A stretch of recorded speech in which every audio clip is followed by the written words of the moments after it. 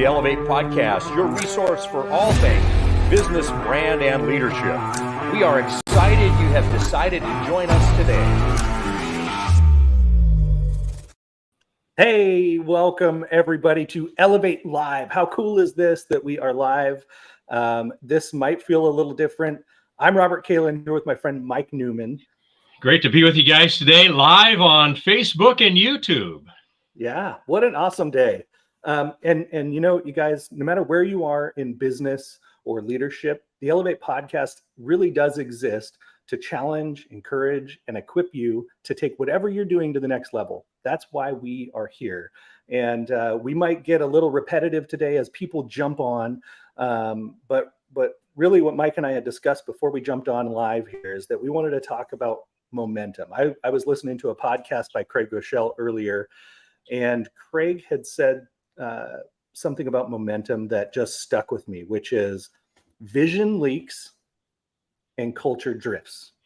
Vision leaks and culture drifts. Now, at any point on this live, you guys, you have a question about your business. If you have a question just in general related to business, brand, or leadership, Mike and I are going to be monitoring those comments as they come in, and we'll jump right into it. But vision leaks and culture drifts.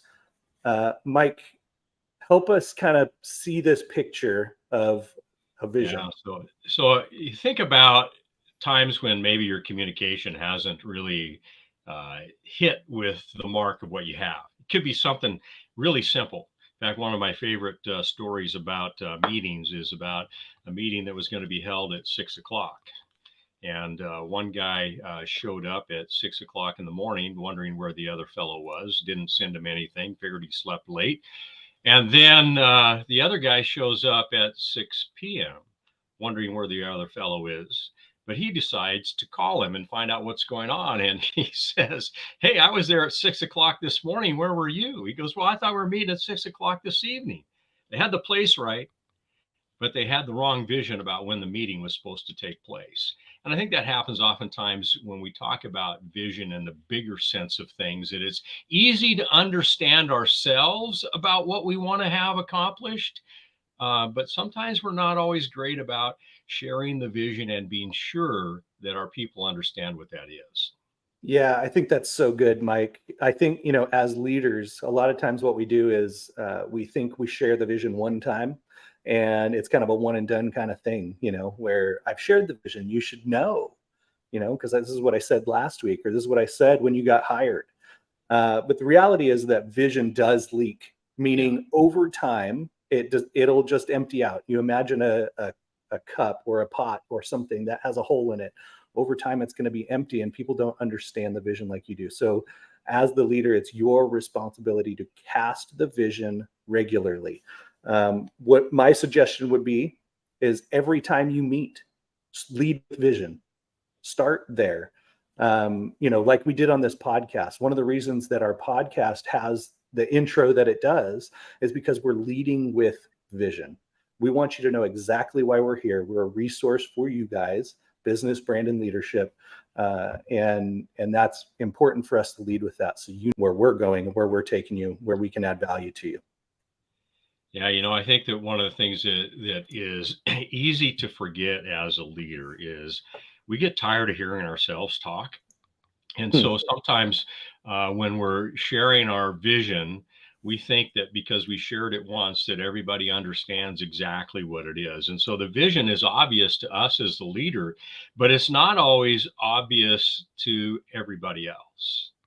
And so, Robert, you run a business in downtown Puyallup called Elements. You have a vision of what your expectation is of when people come in the door, what the culture of that organization feels like, what you expect it to look like. So how often do you have to tell your staff how to set up the room, how to present things? Is that weekly, daily? What do you do?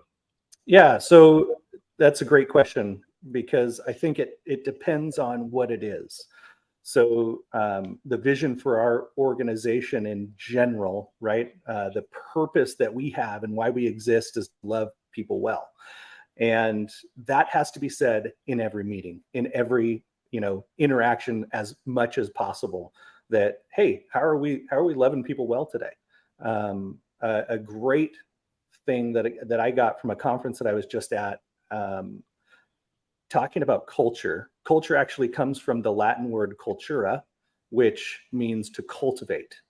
Okay. And it gives this idea of, you think of like horticulture or agriculture, it's got this idea of soil. Okay. And the soil is the place that seeds get planted and things grow. Now, it needs nutrients, it needs to be cultivated. You have to be on top of it. And you have to do it regularly, because over time, ground compacts, seeds aren't able to get planted, and it hardens and it dries out. And so as we think about cultivating our organizations, it has to be a regular rhythm that we put into it. So for my team, we have leadership meetings every 2 weeks that we jump in and we lead with vision. We talk about our values. We talk about the things that are going on in our organization. And the question that I will start asking now, because of this thought that I had about soil, is, how's the soil? Because I want my team to also be considering the soil, because they have a big part to play in how we do things at Elements. Yeah. So, we talked a little bit about, that we can become short-sighted in our vision when we don't share our vision. Yep.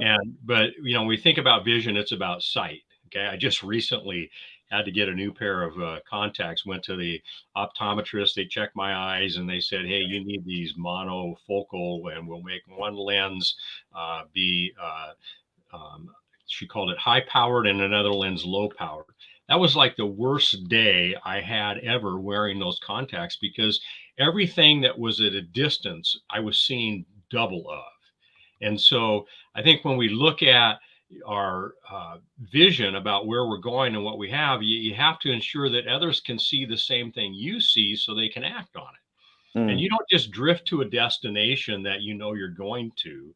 You've got to be intentional. You've got to force yourself to go in that particular direction and be clear so others can join you in that.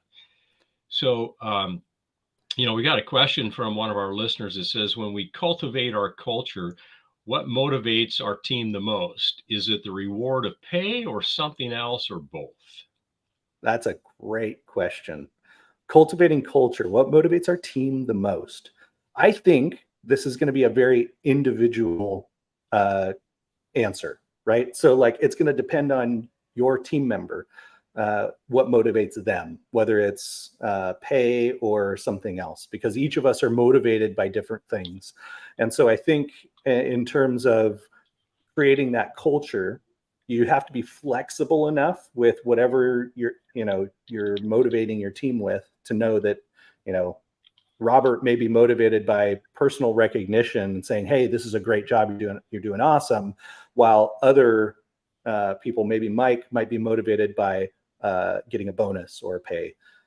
That's how I would answer that. Mike, you want to add anything? Yeah, I think the other thing I'd say that when we look at what motivates our team is, we've got a lot of individuals on our teams, like Robert was saying. One thing works for one person, one thing works for another. We were in a meeting this morning. We had a conversation a little bit about this whole thing as an example, and so having a reward for your group when they achieve a particular goal, I think is a great thing to do. Having a reward for individuals when they achieve particular goals, especially in the area of sales or something like that, those are real key motivators. When you're talking about a team, though, working on a project, it's about you as a leader being engaged with them, checking in on them, saying more than just good job. I can tell Robert, hey, good job today on the podcast. Well, that carries a little bit, but I could say, Robert, you know what? I really appreciated your explanation of what you do at Elements. That was a great job today. Now, those two things didn't take very much longer, did it? But I had to be intentional about what my comment was to Robert, because it's easy for us to tell people good job. Yeah.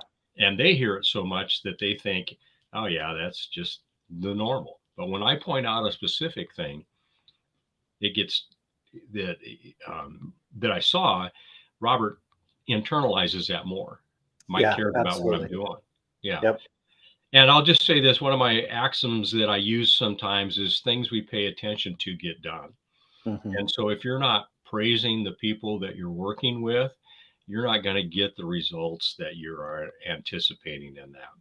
And I'm going to add to this too, because I think one of the challenges is we lead from what we know, right? And so if I'm a person that needs the verbal, words of affirmation and personal recognition, it's going to be harder for me to do something different than that. I have to be intentional with it. And I loved the idea of being specific, Mike. I think that's huge in all of our leadership, that we can just take that one little nugget and just get specific, because people matter and they deserve to be led well, and that is a great way to lead them. I think that when we talk about vision, we talk about culture, that it can be clear in the mind of the business owner or the leader of that department or organization. But the clearer we are, the faster and more reliable we can go. Mm. And I think that, when we look at that, the question often comes to mind about, well, how do we gain clarity? If I know where I want to go, but I'm not clear with everybody else, what do I need to do? Well, first thing is to actually take your ego out of it and admit, hey, maybe I'm not clear about this. I'm a little unclear. And so we know that when we're on the receiving end of something unclear, sometimes we have the ability to ask questions, and sometimes maybe we feel hindered about asking the question. But admitting, as the leader, I've got to get more clear about what I want. Robert said we say it one time. I've heard it said that you need to say it 7 times, 7 different ways. And so that means 49 times if I do my math correctly.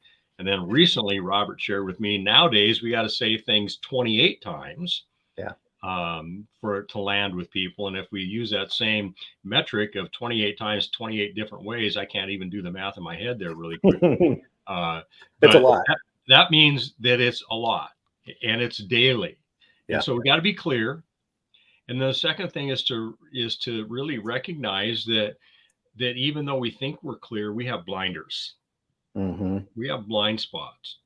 We have the inability at times, because of our own personal thoughts, our lack of curiosity, maybe overconfidence about things.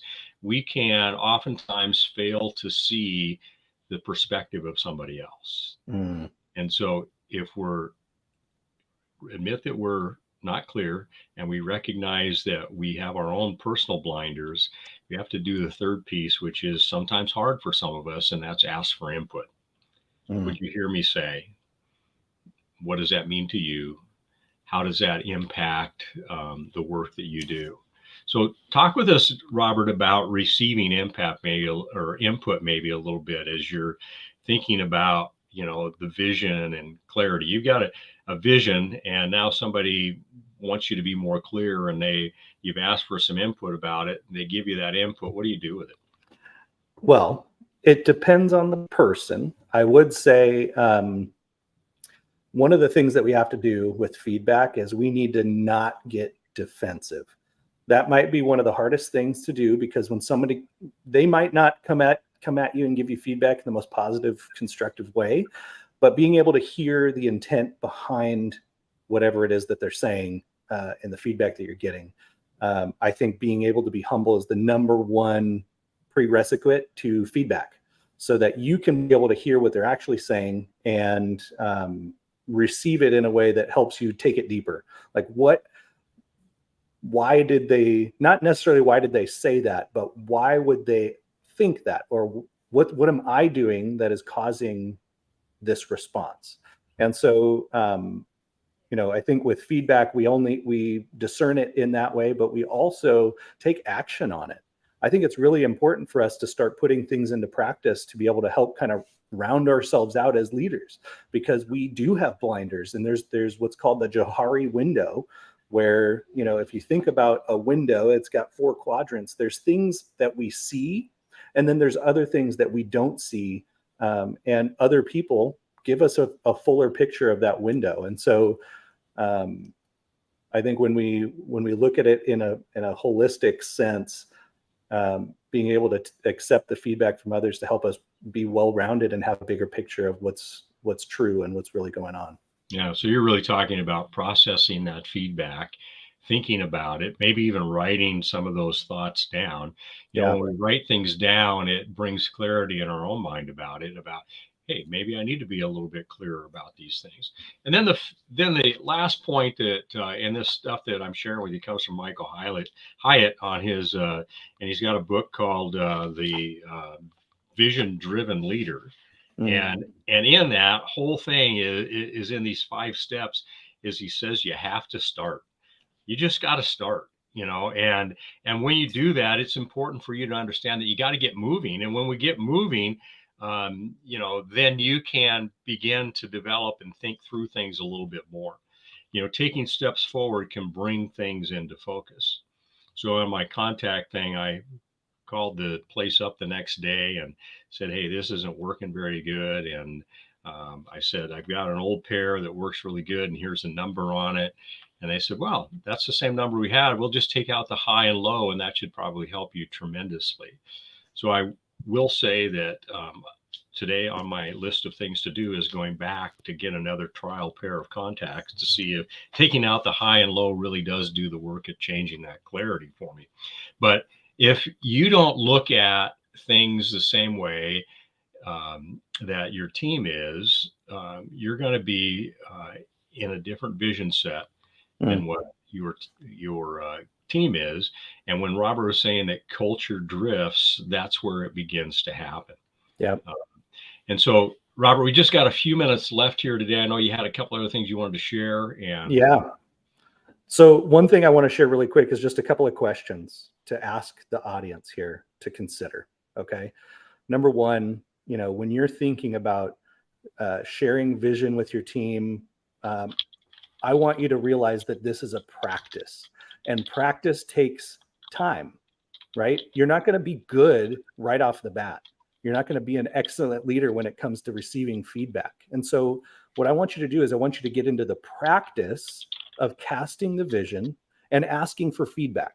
Okay, here's a couple of things that you can do as you start doing this, which is give your team permission to ask you questions. Okay, and asking yourself these questions as well. What could I have done to connect better? What could I have done to be more clear? Did I make it visual enough? There's going to be visual people in the room that desire to see the picture, not just hear the picture. Did I make good use out of the time when I was sharing that vision? Is it sticky? Is it memorable? Is it clear? Clarity is kind. Remember that, you guys. Clarity is kind. What could I have left out? What doesn't need to be there? Now, as we're practicing this and getting these questions answered over time, what we're really doing is we're clarifying our vision, and we're becoming more clear. We're getting a refined statement, I suppose, of how we can then go share and cast our vision. And so one thing that I want you guys to do as you're growing is I want to give you guys an opportunity. I'm going to share a quick video here that invites you to something that Mike and I have going on that's coming up, all about business, brand, and leadership. Okay, my screen's backwards here, so if you see me in the screen, I just pointed the wrong direction. But business, brand, and leadership, it's to the Elevate Conference. And so Mike and I have put on this Elevate Conference last year. This will be year number 2. We are really, really, really excited about this conference. So I'm going to share this video really quick with you.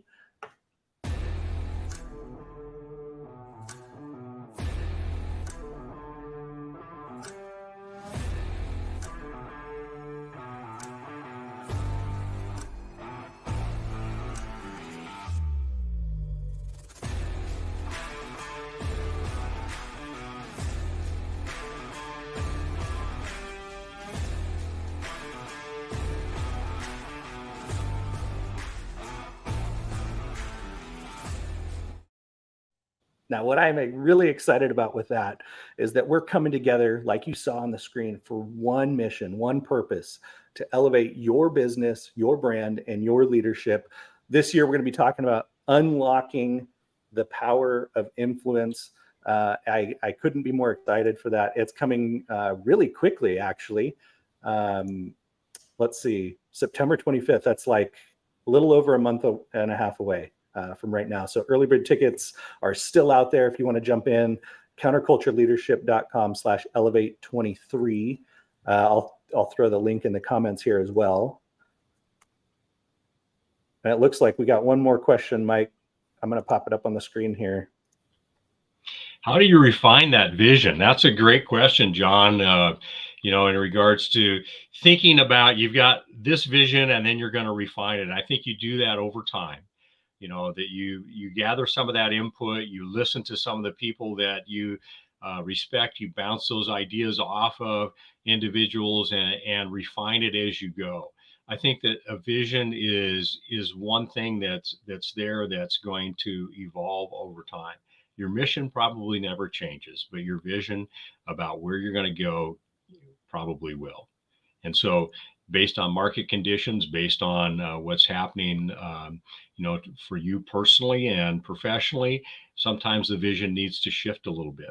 And in a bigger organization, the vision is probably more constant than it is in a smaller organization. So thanks for the question, John. That's good. All right. Well, we're going to wrap it up here, you guys. Let's see. No more questions have come in. So yeah, we're going to wrap it up here. We just thank you so much for being loyal listeners to the Elevate podcast. It's so much fun to come here and just share every single week that we get to do this. What a privilege it is. And, we love your feedback. So feel free to leave comments, get in touch with us. I'm sure most of you guys have our emails. If you don't, admin@countercultureleaders.com is mine. I would love to get your feedback. And we are looking forward to seeing you guys on our next Elevate Live on Wednesday at 3 p.m. So just so you don't show up at 3 a.m., Wednesday at 3 p.m., we're going to go live again with CEO of the Puyallup Sumner Chamber of Commerce, personal friend of mine, love her to death, excited for that. Tara Doyle Enneking will be with us, and we will see you then. Take care. God bless.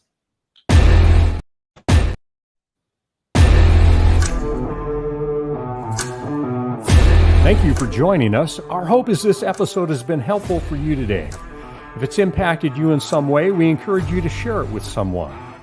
To receive a direct notification of our next episode, click the follow button on your favorite app or platform. You can also watch each episode on YouTube. The links are in the description. If you want to connect with us on a deeper level, go to countercultureleadership.com/resources. We'll see you next week on the Elevate Podcast.